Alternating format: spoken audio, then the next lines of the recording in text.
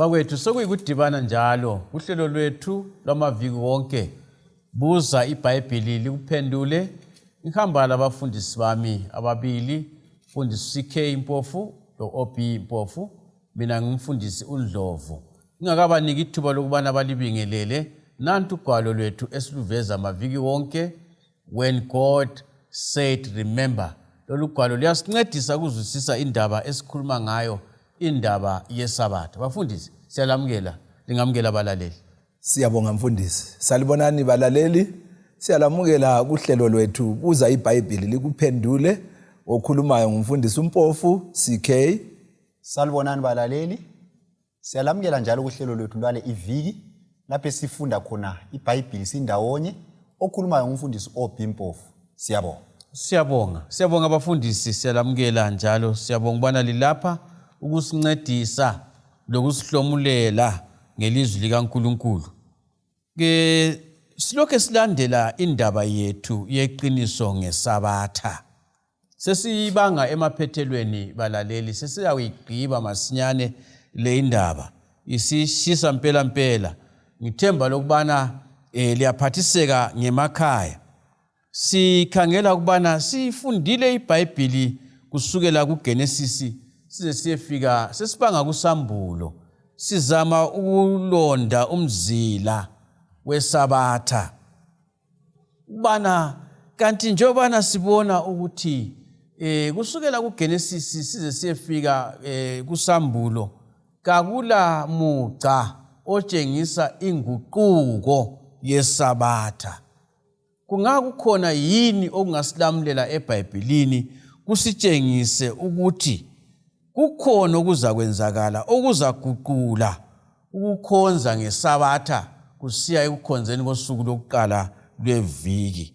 Kuyini okwenzakalayo? Yile imfumba ke balaleli abafundisi abazambana basivezele ukuthi idla ngaphi. Fundisi OB Mpofu. Siyabonga. Thathela khona phana sichiye khona iviki eliphelileyo. Sikhulumela phana ngombuso wophondo oluncane Daniel ngu7. Sakhuluma ngendoda yane esithethe indoda yokuhlubuka. Iviki le sifuna ukuthi sisukele kuSambulo 13. Lapho esibona khona isilo esaphuma olwandle. Sikhumbula ukuthi sathina izilo lezimelele imibuso. Nxa ufunda uDaniel ngu7 verse ngu17. So ungafunda uSambulo 13 verse 1 la. Ithi yona ngasengibona isilo sikhuphuka olwandle. Silempondo ezilithumi lamakhanda ayisikhombisa. Lemiqhele elithumi empondweni saso. Kukhona ibizo eliyinhlamba emakhanda aso. Isilo engasibonayo sasinjengengwe, inyawo zaso zazinjengezebhere, lomlomo waso wawunjengowesilwane. Umgobho wasinika amandla awo lesihlalo sawo sobukhosi lokubusa okukhulu. Ngeke ke sichasise lokho. Incwadi kaSambulo lencwadi kaDaniel zibhalwe ngemifanekiso. Omunye ngamangala ukuthi athi indaba kubhalwe ngemifanekiso. Futhi zihamba zonke. Njalo sikhamba zonke ziyadlelana kakhulu. uNkulunkulu wabhala ngemifanekiso esenzela ukuthi izitha zevangeli zingabhubhisi lezi ncwadi. Ngoba zimumethe amaqiniso aqhakathekileyo ikakhulu ebantwini bensuku zokugcina. So lapha kulesilo esibonakala ukuthi wasaphuma elwandle esikuvezile ukuthi isilo ngumbuso. Ungafunda uSambulo ngu17 verse ngu15. Ithi yona amanzi amaningi kumbe ulwandle lumelele abantu abaningi. So ukuthi lesi yisilo kumbe ngumbuso ophuma lapho kulabantu abaningi khona. Umbuso lo kuthiwa ulempondo eziyisikhombisa njalo kuthiwa wawubhalwe inhlamba. Utshengisa ukuthi ngumbuso ophikisana loNkulunkulu. Yikho esikubonayo la. Enxa ngakubeka ngesilungu mfundisi kuthiwa yini? Iblasphemy. Esikhulume ngayo futhi uDaniel 7 verse 25. Ukuthi kulesilo futhi esikhuluma ini blasphemy. Lokho kuyinto yinye evezwayo. Ukuzibeka endaweni kaNkulunkulu. Yes, ukuthatha indawo kaNkulunkulu. Isilo lesi kuthiwa sasinjengengwe, njalo sinjengebhere, njalo sinjengesilwane. Ungakhangela izilo lezi ezikhulunywa la ziyahambelana kanye xathu lezilo ezabona nguDaniel ku chapter 7. Kodwa lesi silo sasilezimilo zazo zonke zongu4. Siyahlanganisa. NguSathane lapha sesisebenza ke ngamandla wonke, sebenzisa wonke ama strategies ake asebenzise embalini yomhlaba. Ibisithi yona umgobho wanika lesi silo amandla. Nasindaba. Umgobho ngubani? uSambulo ngu12 verse ngu7 siya ku12 iyasitshela ukuthi umgobho nguSathane. Yamithi nguDrago. uDrago, inyoka endala. So kuthiwa uSathane nguye wanika lesi silo amandla. Ngezinye indlela uSathane nguye ongemva kwesilo. Utshengisa ukuthi ukukhonza lesi silo kuyabe sokuyikukhonza uSathane. Ngoba uSathane nguyosinika ini amandla. Ungayikatshana mfundisi ungani uhamba kancane ukuze bangazali abalaleli. Ngenye indlela uSathane njengonwabo. Ucatshe ngesilo lesi. Antu ngoba uSathane uyakwazi ukuthi angabuya yena mselufu abantu bathi asimfuni bahle babaleke. Kodwa uSathane ubuya ngemibuso le. Ngoba uzathola ukuthi umbuso wonalo omelwa yilesi silo uyahlanganisa ezokukholwa lezombangazo. Ukwenzakala njani? Uyasebenzisa uhulumende ukuthi uhulumende afake imithetho yokukhonza. Antu uyabona ukuthi umthetho ungavela ube ngokahulumende. Wonke umuntu sokumele enze njani awulalele. Ungayekeli ukulalela subotshwa kumbe suhlukuluzwa. Antu uyabona. Kodwa iBhayibheli lithi indaba zokukhonza kazikho kuhulumende. Indaba zokukhonza seBhayibhelini njalo umuntu uyazikhethela ukuthi ufuna ukukhonza njani. Kodwa lesi silo siyahlanganisa bese sibamba abantu ngamandla abaphisana la lemithetho yaso sesibabulala kumbe sesibahlukuluza.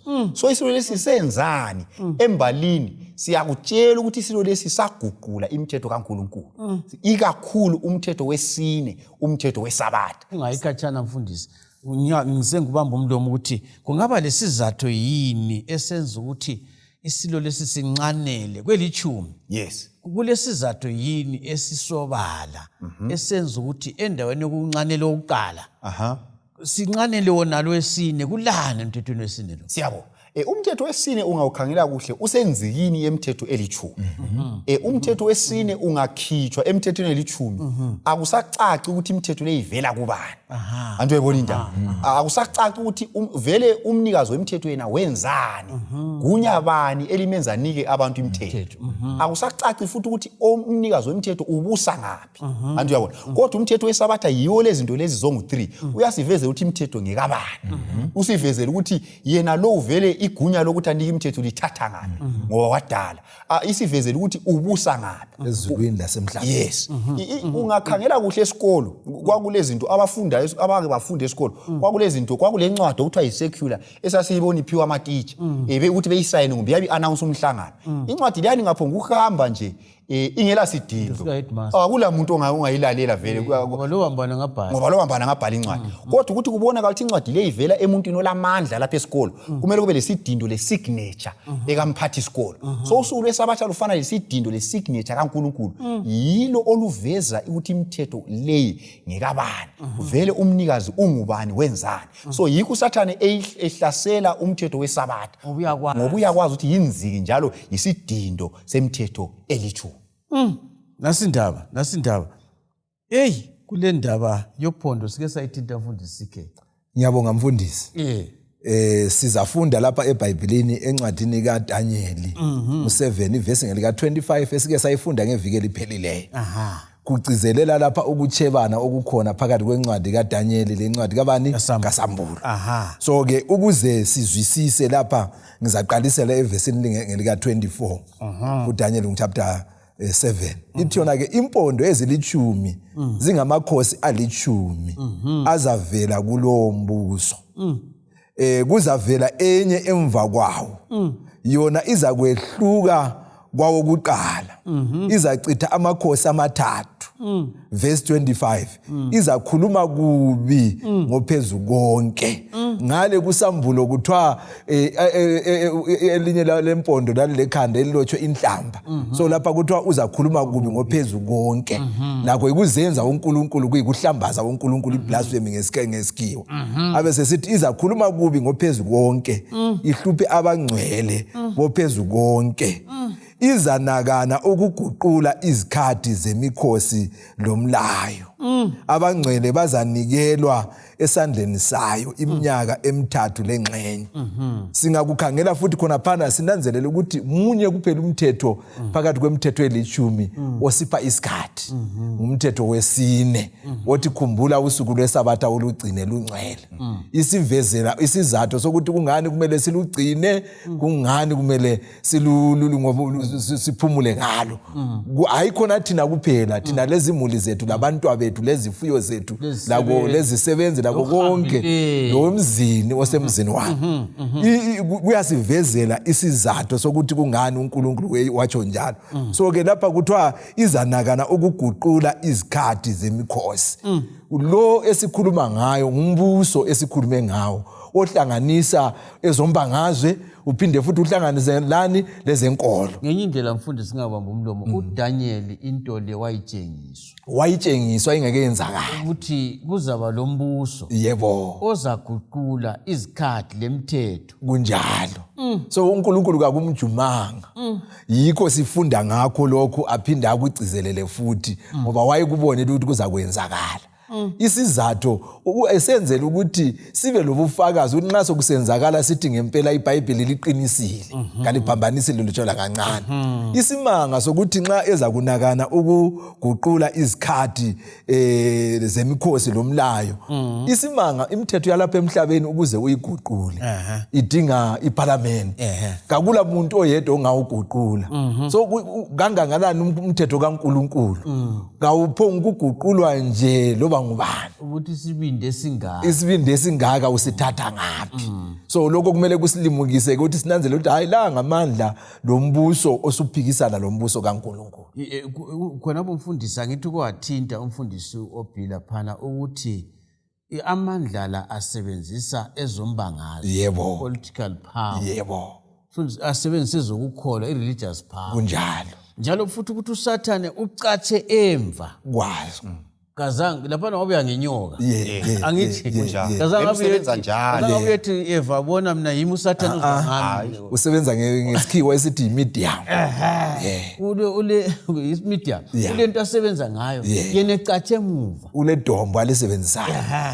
So ke nxa sikhangela lapha ke ukuthi lolu phondo oluncane lolu oluzaguqula izikhathi lemithetho kaNkulunkulu kusobala ke bafundisa ukuthi nje wasisithi ukuthi into le yakhangelwa yabonakala phambili.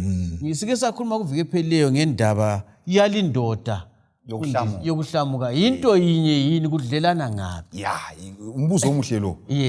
Lapha ngifuna ukuthi sibambe izinto lezi ezingaba zine ezingaba ntathu. Ungakhangela uThesalonika wesibili ngo2 ivesi ngo3 lo4 sifundile uvike lipheleyo iyasitshela lapha ngendoda yokuhlamuka kumbe indoda yokulahlwa kuthiwa indoda le iyazikhukhumeza.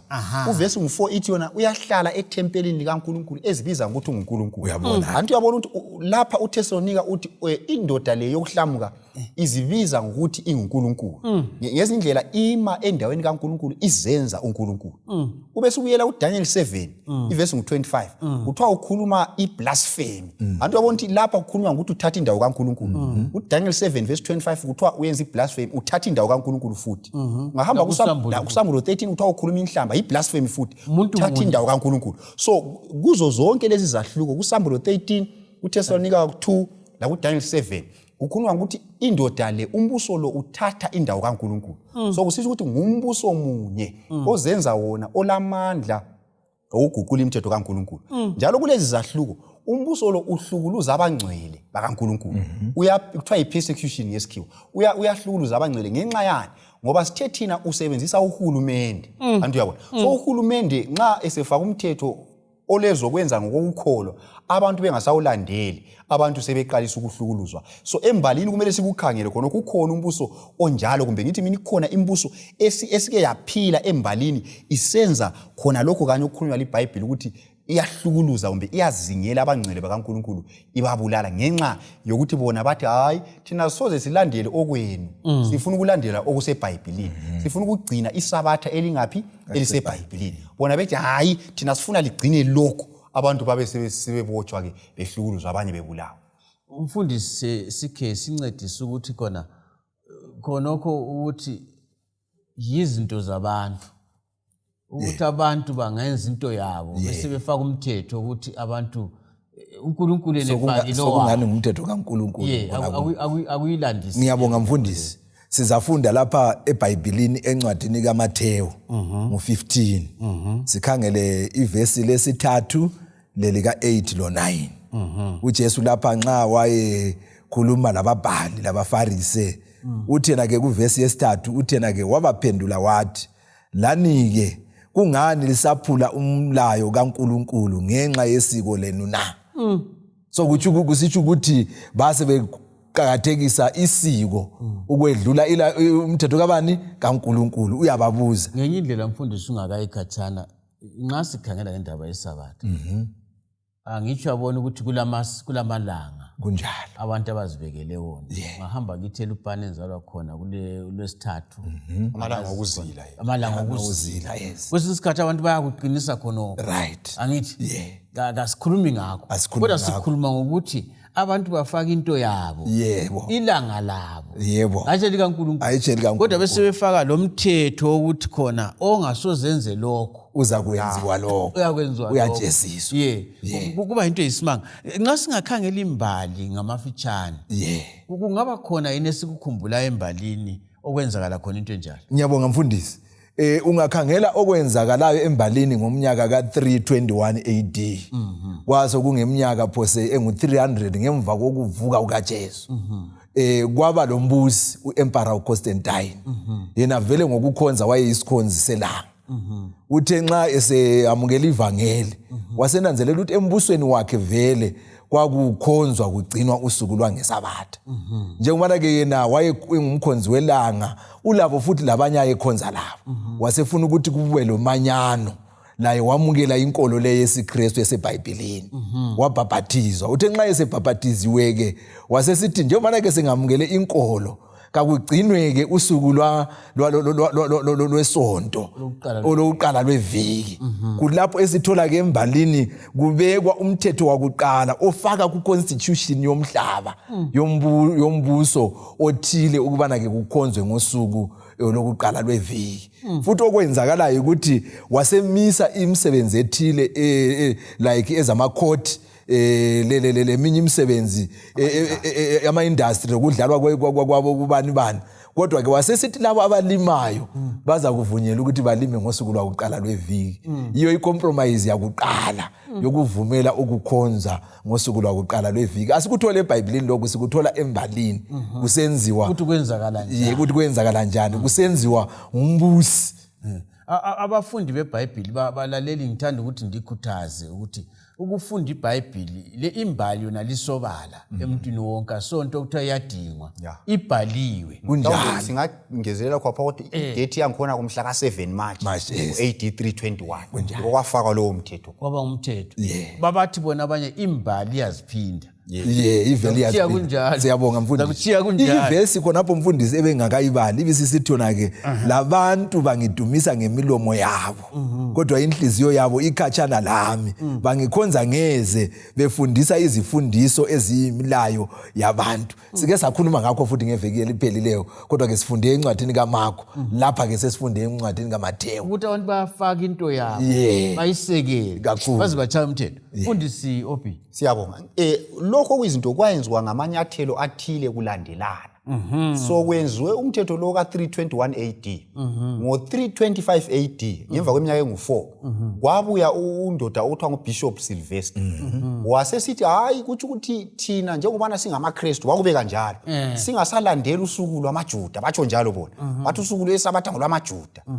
Akula verse kodwa etsho njalo eBhayibhelini kodwa bakuvumelana bona. So basesithi hayi thina sesizathi usuku lwakuqala lweviki yilo okuthiwa usuku lwenkosi. So embalini yomhlaba ngo325 AD yikho lapho kwabuya khona ubizo kumbe ititle yokuthi usuku lwakuqala lweviki yiLord's Day usuku lwenkosi. Kodwa akukho eBhayibhelini. Walethwa nguSylvester ngo325 AD. imbali engaphikiseki. Imbali engaphikiseki yokukhona emabhukwini embali. Ungakhangela kule bhuku okuthiwa nguHistoria Ecclesiastica. Ngalikhangela ibhuku lona lelo liyakukhuluma ikakhulu kupage 729. Liyakuveza ayisilo lodwa manengi amabhuku akhona. Asomfihlo. Imbali nje efundwayo. Usuka lapho ke ubese usiya ngo364 AD kwayenzakala umhlangano okuthiwa yiCouncil of Laodicea. Lapho kwahle kwamenyezelwa kwathiwa sesifaka umthetho ukuthi abantu bonke abangamaKristu sokumele bakhonze ngosuku lwakuqala lweviki ababe sebesithi lusuku lwenkosi ngaleso sikhathi. Ababesala lokho base behlukuluzwa lezinyelo. Kodwa zonke lezi zinto zikhona embalini zisenziwa ngabantu kodwa zingayenziwa lasisekelo eBhayibhelini. yikho okumele sikubambisise kuhle khonoko. Ukungezelela khonapho mfundisi, mina ngifuna sikunanzelele ngeminyaka le esiyiqambileyo lapha.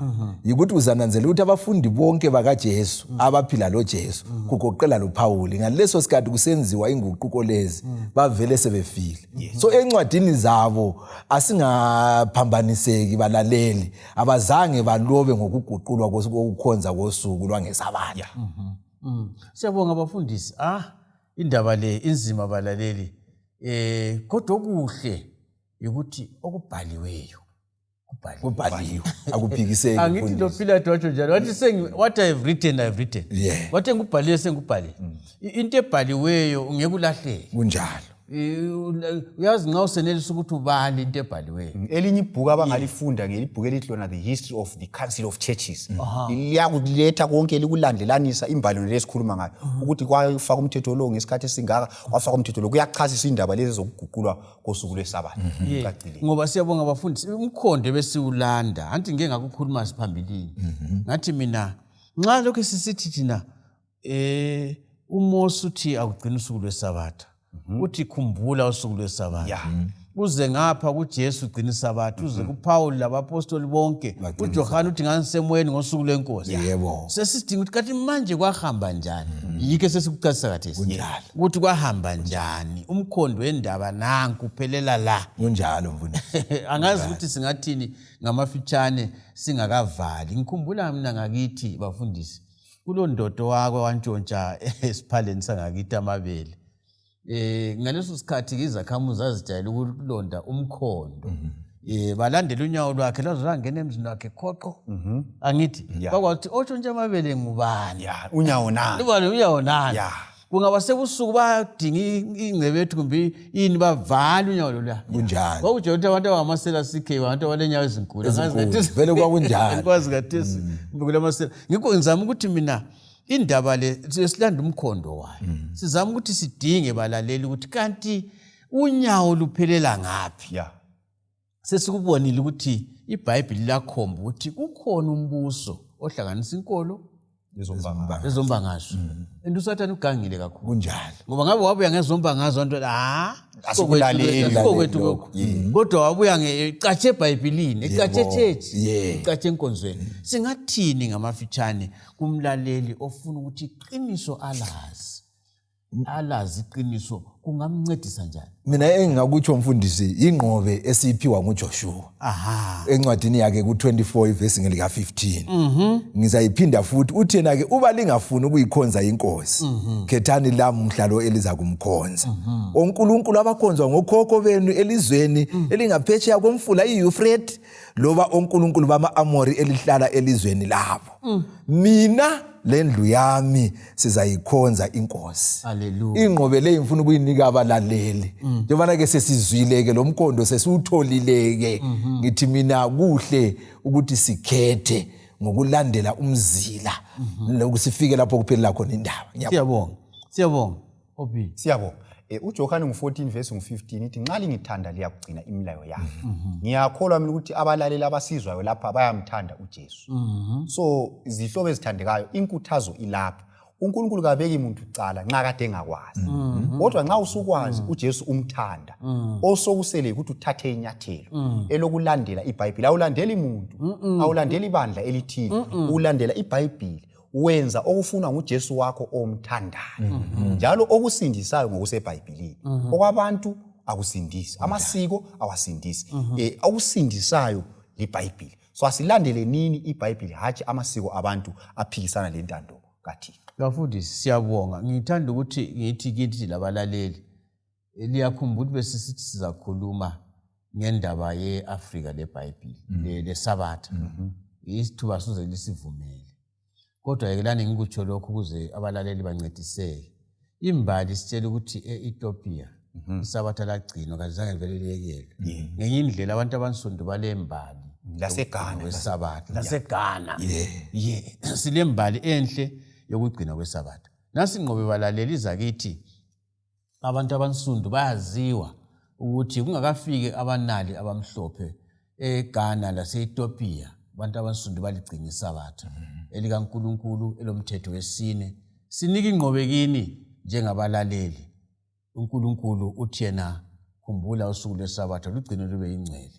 Senza imisebenzi yakho yonke ngesuku eziyisithupha, kodwa ngosuku lwesikhombisa uNkulunkulu aphumula ngalo. Phumula lawe, sebenzisa sakho lembongolo yakho. Nasi ingqobe ngidishiyela yona. Nxa ulombuzo, nxa ulokwengeza, iloba yini oyidingayo, lokho ugole ngikhulume ngalo when God said remember. Inombolo zocingo 0718 44196 072 angiphinde njalo 0718 44196 kuWhatsApp. Inkosi lo msibe lathi sidibane kuviki elizayo. Siyabonga.